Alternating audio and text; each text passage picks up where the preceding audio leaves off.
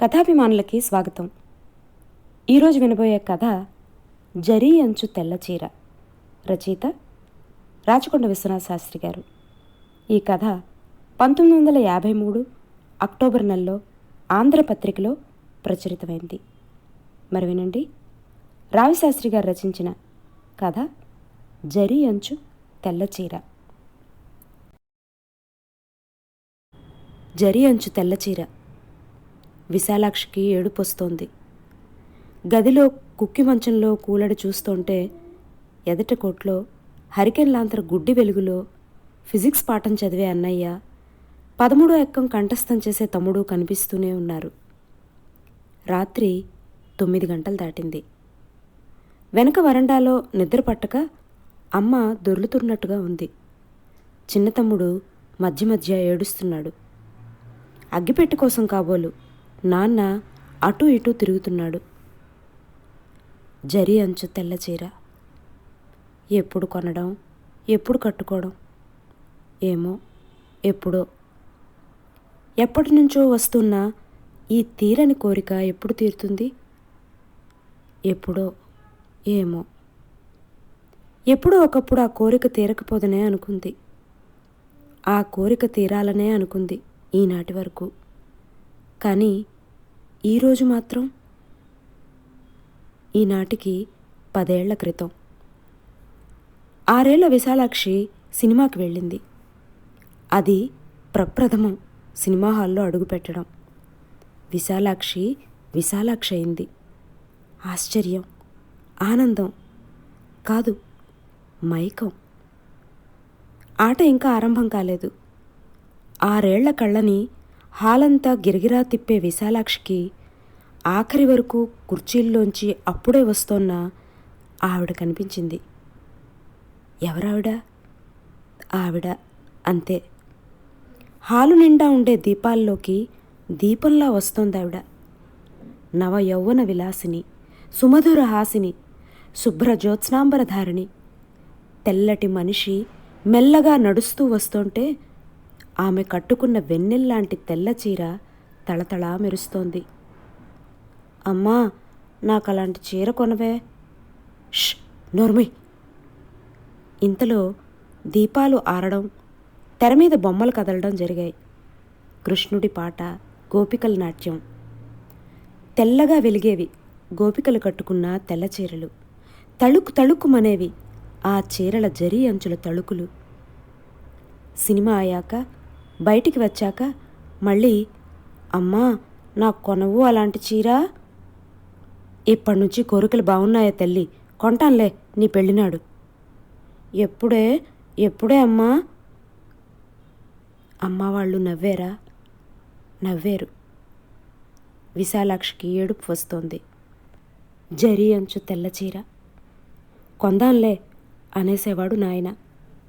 నాన్న నోట్లో ఉండేది చుట్ట, అతని మనసులో ఉండేది పొగ. అతనికి ఉన్నది ఉద్యోగమా? హబ్బే, నౌకరీ అతని చేతిలో లేనిది.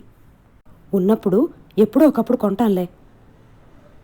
ఎప్పుడో ఒకప్పుడు శుభముహూర్తం వస్తుందని విశాలాక్షి చూస్తూనే వచ్చింది.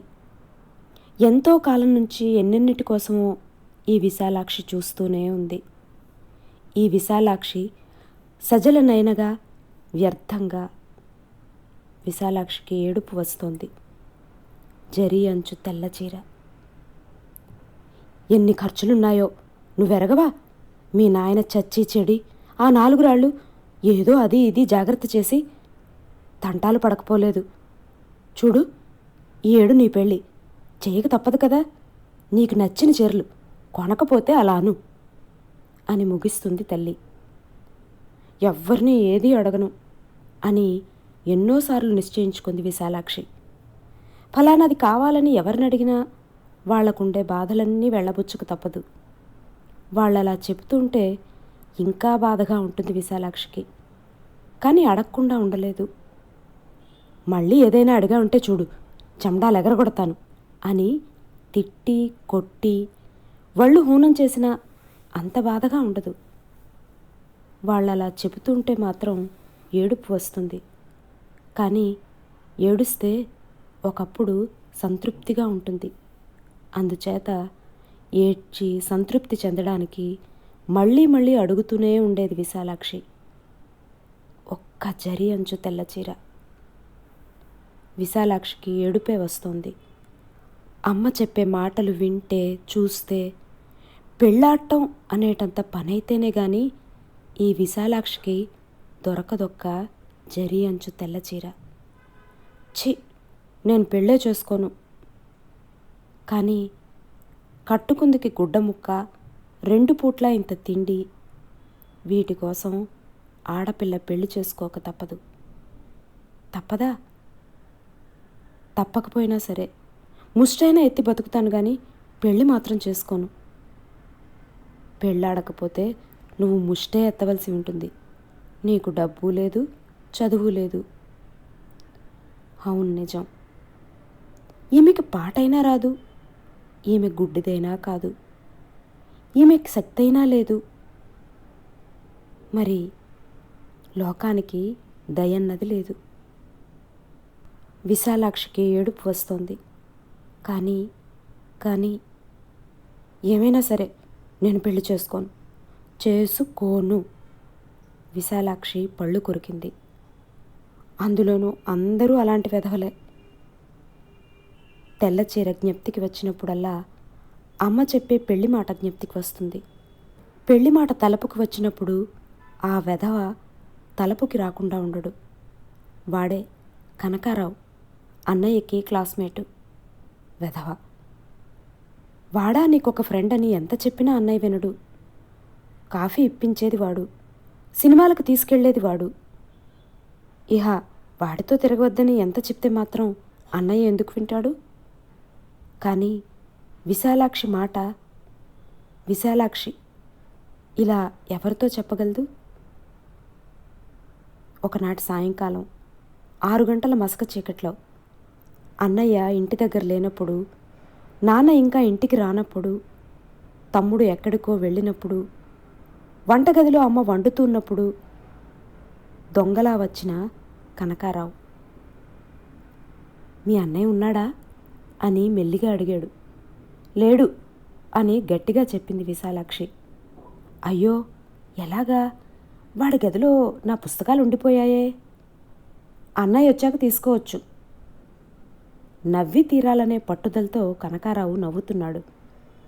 వీడి ఎదుట నవ్వకూడదు అనే నిశ్చయానికి అతన్ని చూసిన మొదటి రోజునే వచ్చింది విశాలాక్షి.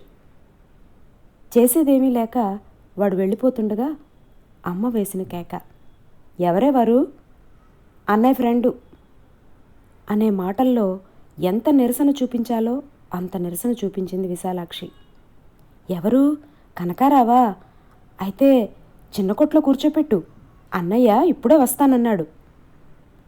వెళ్ళిపోయే శనిగ్రహం అంతటితో వక్రించి వెనక్కి వచ్చింది. అమ్మకి తెలీదు. వట్టి సత్యకాలం. సాటి కులంవాడు, గొప్పవాడు, చదువుకుంటున్నాడు, మా పిల్లని చేసుకుంటే బావుణ్ణు, అంతే అమ్మ ఉద్దేశం. మంచి చేసుకుంటే మంచిదని, అందుచేత మంచి చేసుకుందామని అమ్మ తాపత్రయం. ఆ ఉద్దేశంతో, ఈ తాపత్రయంతో నాన్నకి ఉంచిన కాఫీ పట్టుకెళ్ళి వాడికిమ్మంది. అయ్యయ్యో, అమ్మకేం తెలుసు? ఈ విశాలాక్షి కోపాన్ని ఆపలేదు, కన్నీటిని కట్టలేదు. పిల్లని పెళ్ళాడతాడేమోనని అమ్మ ఆశ. అయినా కనకారావునా నే పెళ్ళాడేది? అయినా కనకారావా పెళ్ళాడేది? అలాంటి ఫకీరు వెధవలు పెళ్ళాడరు, ప్రేమలేఖలు రాస్తారు, తెరచాటున విజృంభిస్తారు. అమ్మకి తెలీదు. తలుచుకుంటుంటే విశాలాక్షి వళ్ళు దహించుకుపోతోంది. చీకట్లో చెంగు పట్టుకున్న ఫకీరు వెధవ. అయ్యా, ఈ ఎడమ భుజం ఎందుకు తెగ్గొట్టరు? అయ్యా, ఈ కుడి భుజం ఎందుకు ఛేదించరు? ఈ పెనుమంట ఏడుపుతో చల్లారదు. విశాలాక్షిని ఏడవనేది పెనుమంట. కానీ విశాలాక్షికి వస్తోంది ఏడుపు. నాకు పెళ్ళైనా అయింది కాదు. ఏ ఒక్కడైనా సాయపడ్డానికి నాకు 5గురు భర్తలైనా ఉన్నారు కారు. ఈ కీచకుడు పీచ మడంచడానికి ఎవడున్నాడు? ఎవడూ లేడు. ఎవరితో చెప్పుకోవడం? ఎవరితోనూ లేదు. పాపాత్ములందరి మీద ఒక్క పిడుగైనా పడదు. పడ్డ అవమానం గురించి చెప్పుకునే శక్తి అయినా లేదు ఆడదానికి. చెప్పుకున్నా శక్తిగల మగాడు కనిపించనైనా కనిపించడు. ఆడపిల్ల మీద తెరచాటున సాహసం, చీకట్లో పరాక్రమం ప్రదర్శించిన కనకారావు ఏమీ జరగనట్టే, ఏం జరిగినా పర్వాలేదన్నట్టు బోర విరుచుకు నడుస్తూనే ఉన్నాడు. వాడిచ్చిన కాఫీ తాగి, వాడు చూపించిన సినిమాలు చూస్తూనే ఉన్నాడు అన్నయ్య. విశాలాక్షికి ఏడుపు వస్తోంది. జరీ అంచు తెల్లచీర, ఫకీరు వెధవ కనకారావు. వాడి గురించి తలుచుకోను, కానీ ఈ మంట చల్లారదు. వాడికి తెల్లచీరకి సంబంధం ఏముంది? విశాలాక్షికి తెలీదు, కానీ ఏదో సంబంధం ఉంది. అంతా బీరకాయ పీచు, ఒంటి గీత బొమ్మ. విశాలాక్షి పరిస్థితికి, హీనస్థితికి, దౌర్భాగ్యానికి కారణం ఏవేవో కారణాలున్నాయి. అవేవి విశాలాక్షికి తెలియవు. కానీ ఆ కారణాలన్నింటికీ కనకారావును ఒక సింబల్గా చేసుకుంటున్నట్లుగా కూడా విశాలాక్షికి తెలీదు. తెల్లది, జరీ అంచుది ఒక్క చీర ఉంటేనా కనకారావు రక్తంలో ముంచనా, ఈ లోకాన్నే జయించిన? ఒక్కటేనండి, ఒక్కటే. విశాలాక్షి ఎన్నటికీ ఏడవదు, కానీ ఏడుపే వస్తోంది విశాలాక్షికి. ఆనాడు సినిమా హాల్లో కనిపించిన ఆవిడ ఎక్కడుంది? తెర మీద గోపికలు ఏమయ్యారు? జరీ అంచులన్నీ ఎక్కడ పడుకున్నాయి? తెల్ల చీరలన్నీ ఏవి, ఎక్కడ? విశాలాక్షికి ఎందుకీ ఆవేదన? మంచం కుక్కిలోంచి లేదామనుకున్న విశాలాక్షి లేవలేక అలానే కూలబడి కూర్చుంది. అన్నా తమ్ముడు చదువుకునే గదిలో హరికిన్ లాంతర్ మినుకుమంటోంది. ఆ గుడ్డి దీపం దగ్గర వాళ్ళెలా చదువుతున్నారు? కట్టుకుందికి మంచి గుడ్డ ముక్క లేకుండా నేనెలా తిరగగలుగుతున్నాను? అమ్మకి ఏల నిద్ర పట్టదు? నాన్నకి అగ్గిపెట్టెలు ఎందుకు దొరకవు? ఈ మంచం ఎందుకింత కుక్కిగా ఉంది? ఇందులో నేనెందుకు ఇలా ఉన్నాను? విశాలాక్షికి ఏడుపు వస్తోంది. ఒక్క తెల్లచీర, నేతదే, నూలుదే, కానీ జరీ అంచుది. పోనీ మామూలు తెల్లచీర కొనుక్కోరాదుటే అనేదమ్మ. నాకు అక్కర్లేదు, అంతగా కావాలని నేను అన్నానా? ఏవో చీరలున్నాయి కదా, కట్టుకుంటున్నాను చాలు. కానీ నేను ఎరగంటే నీకు తెల్లచీర కావాలనుందని? పోనీ తెల్లవాయిలు కొంటాను, నీకు నచ్చిన అంచు అద్దకం చేయించుకుందువు గాని. నాకు అక్కరలేదు. అయితే పోనీవే, నీ తత్వం ఏమిటో నాకు అర్థం కాదు. ఏవో రంగు చీరలు కట్టుకుంటూనే ఉంది విశాలాక్షి. కానీ తెల్లదే కట్టుకున్నప్పుడు జరీ అంచుదే కట్టుకోవాలి.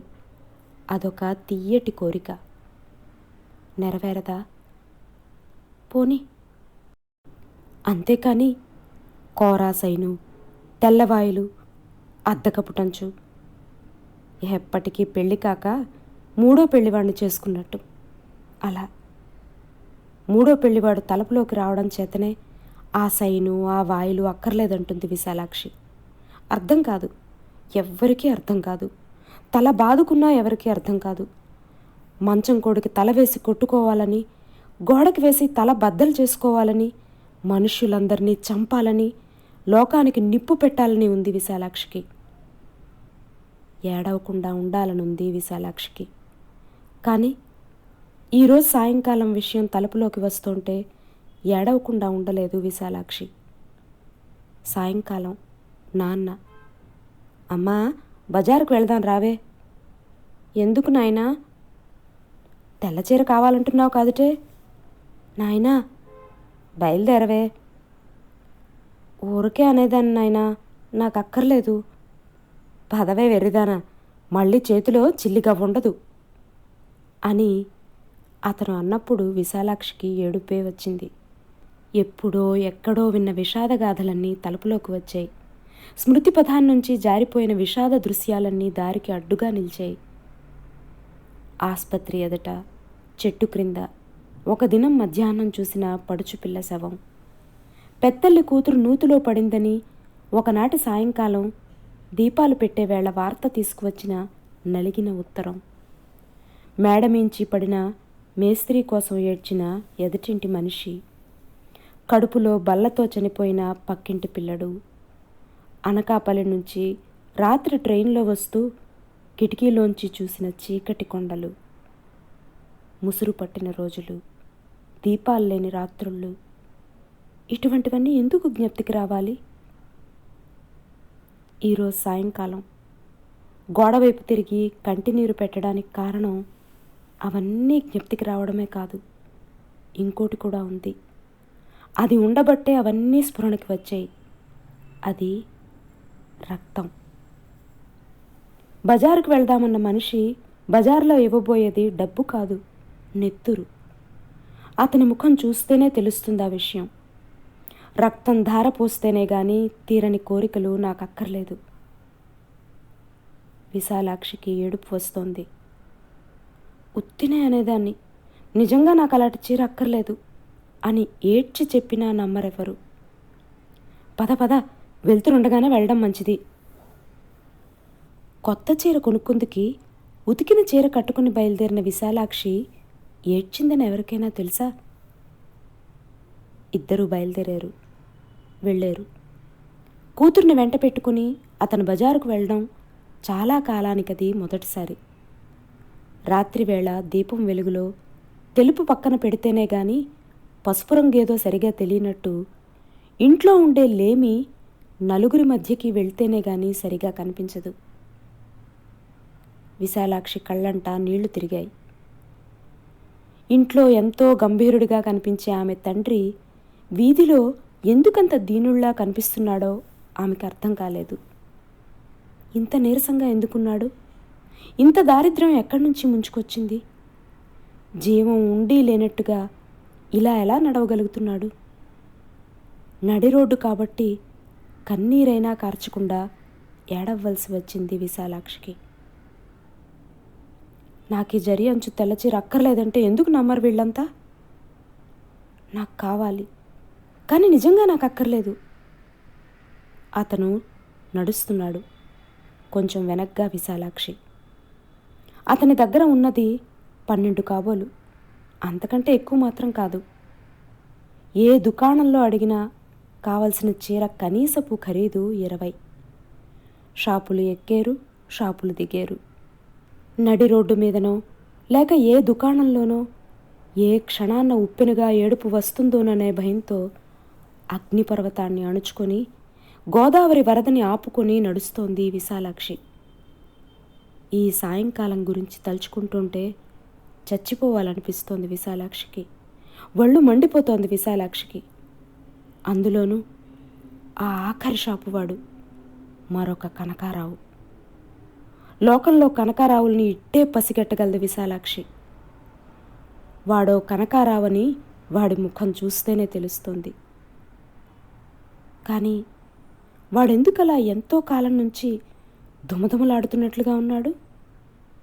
తెల్లదొరల పాలన పోయిందని, షాపుకి సీమదొరలు రావడం లేదని వాడికి కోపంగా ఉన్నదని విశాలాక్షికేం తెలుసు?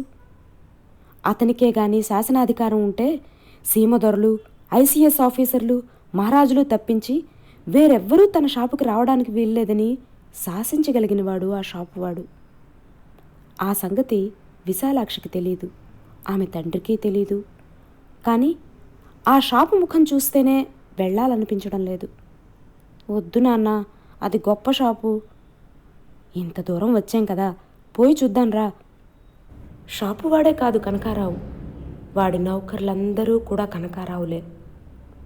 అమాంతంగా కాళ్ళు వచ్చి నడుచుకొచ్చిన చెత్త డబ్బాను చూసినట్టుగా వాళ్ళంతా తన తండ్రిని చూశారని విశాలాక్షికి తెలుసు. విశాలాక్షిని వాళ్ళంతా ఏ దృష్టితో చూశారో కూడా విశాలాక్షికి తెలుసు. విశాలాక్షికి అవమానం భరించే శక్తి లేదు. శక్తి లేకపోయినా భరించి తీరాలి. విశాలాక్షి దహించుకుపోతోంది. సిల్కు చీరలు కావాలా అని అడిగాడు షాపువాడు. ఆ మాటల్లో వెటకారం లేదన్న వాళ్ళ గుడ్లు పీకేస్తాను. అందుకు విశాలాక్షి తండ్రి అబ్బే అని ఆరంభించాడు. ఆ అబ్బేని ఉచ్చరించడంలో ఎందుకంత దౌర్భాగ్యాన్ని ధ్వనించడం? అందులోనే ఎందుకంత సిగ్గు? ఎందుకంత భయం? అబ్బే, నేత చీరలు తెల్లవి, కాస్త జరి చూపిస్తే చాలు. వద్దు వద్దు, పోదాం అని ఎలా చెప్పడం? సూది మేకుల మీద ముళ్ళ డొంకల మధ్య నిల్చున్నట్టుగా నిల్చుంది. ఇంతలో వాడు చీరల మేటిలోంచి పైకి తీశాడు. జరి జరి జరి అంచు తెల్ల చీర. తాచుపామును చూసినట్టుగా జడుసుకుంది విశాలాక్షి. దూరంగా దూరంగా, ఈ విషయాన్ని దూరంగా తీసేయండి. ఎంతండి? 22. అతను జంకి జంకి భయపడి కొంచెం అయినా తగ్గదంటారా అనేసరికి, ఇదేం శుక్రవారం సంత కాదు బేరాలాడ్డానికి అనే మాటలతో కొట్టాడు వాడు. దెబ్బ తగలగానే కదలడానికి భయపడ్డ నాన్న, పోనీ మరో రకం కొంచెం తక్కువ ఖరీదువి అనే లోపునే వాడు, లేవండి బాబుగారు, లేవు అని అవమానకరమైన అతి మర్యాదతో అన్నాడు. షాప్ అంతా అతి నిశ్శబ్దం. వాడు వెటకారంగా నవ్వనైనా నవ్వలేదు. కనకారావులు నవ్వకుండానే అవమానించగలరు. ఈ కనకారావుల నెత్తురు చూడడం ఎప్పుడు? అందులో నా తెల్ల చీర తడపడం ఎప్పుడు? క్రోధజ్వాల విశాలాక్షిని దహించేస్తోంది. షాపు బయట దెబ్బతిన్న గొడ్డులా కనిపించే ఈ వృద్ధుడెవరు? నే వద్దంటే ఎందుకు విన్నావు కాదు నాయనా? అంత ఖరీదులుంటాయనుకోలేదే. నెత్తురే ఖరీదుగా ఇచ్చిన దొరకని వస్తువులు. దహించుకుపోయే విశాలాక్షిని ముంచేయడానికి వస్తోంది ఉప్పెన. ఒక్క జరి అంచు తెల్లచీర. కుక్కి మంచంలో కూలబడి కూర్చున్న విశాలాక్షి కొట్టుకుపోతూ చూస్తోంది. ఇంట్లో కష్టపడి వెలిగే తుఫాను దీపం. ఫిజిక్స్ పుస్తకం చిక్కుల్లో ఇరుక్కున్న అన్నయ్య, 13వ ఎక్కం గతకల్లో పడిలేచే తమ్ముడు, నిద్ర పట్టని తల్లి, అగ్గి దొరకని తండ్రి, ఏడవకుండా ఉండని చిన్న తమ్ముడు. విశాలాక్షికి ఏడుపు వస్తోంది. అన్నయ్యకి ఫిజిక్స్ పాఠం అర్థం కాదు. తమ్ముడికి 13వ ఎక్కం చస్తే రాదు. అమ్మకి నిద్ర పట్టడం అనేది ఉండదు. నాన్న అగ్గి కోసం వెతుకుతూనే ఉంటాడు. చిన్న తమ్ముడు ఏడవక తప్పదు. ఈ వెలగలేని దీపం ఎంతోసేపు వెలగదు. నేనేడవను అనుకున్న విశాలాక్షికి మరింక ఆగకుండా ఏడుపు వస్తోంది.